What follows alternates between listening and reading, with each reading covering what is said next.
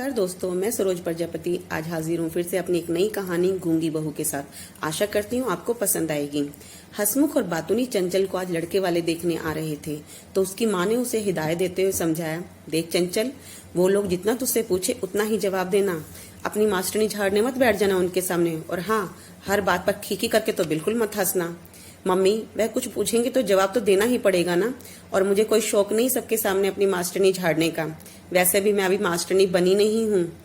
और मम्मी, हंसने की बात होगी तो हंसूंगी ही ना। चुप कर लड़की, लड़के वालों के सामने थोड़ा शर्माना पड़ता है।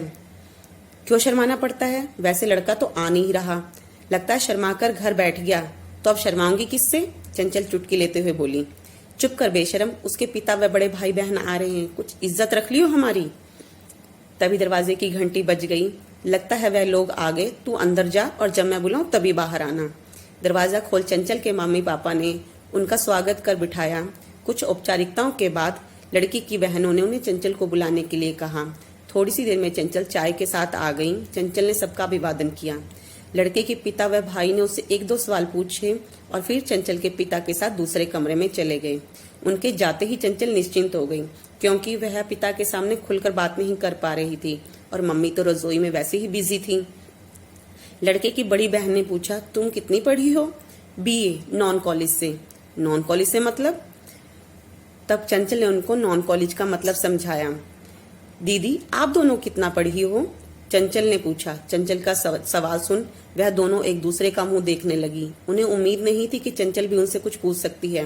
उन्होंने खिसियाते हुए कहा, 10वीं और 8वीं। अच्छा, तुमने जेबीटी की है ना? लड़के की दूसरी बहन ने पूछा। नहीं दीदी, मैंने एटी की है। हमने तो सुना था तुमने प्राइमरी टीचर का कोर्स किया है। हाँ दीदी, किया है, पर तुम तो मना कर रही हो तुमने जेबीटी नहीं की। दीदी, जेबीटी हरियाणा में होती है, दिल्ली में इसे ईटीई कहते हैं। चंचल ने मुस्कुराते हुए कहा।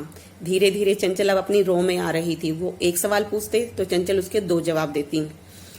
तभी दूसरे कमरे से लड़के के पिता ने उन्हें सलाह मशवरे के लिए बुलाया और बेटियों से पूछा, लड़की कैसी लगी? तो बड़ी बहन थोड़ा मुंह बनाते हुए बोली, रंग रूप तो सही है, तो फिर क्या कमी है? बस बोलती थोड़ा ज्यादा है। उसके इस जवाब को सुन लड़के का बड़ा भाई, जो इतनी देर से चुप था, सब सुन रहा था, तुनक्कर बोला, गूंगी बहू ले आओ, बोलेगी ही नहीं। यह सुन दोनों बहनें चुप हो गई और रिश्ता पक्का हो गया। आज भी शादी के बाद चंचल के पति बहस होने पर या गुस्से पर होने पर जब भी उससे कहते हैं, कितना बोलती हो तुम, तब चंचल धीरे से यही डायलॉग मार देती है, गूंगी बहू ले आते, बोलती ही नहीं। धन्यवाद दोस्तों।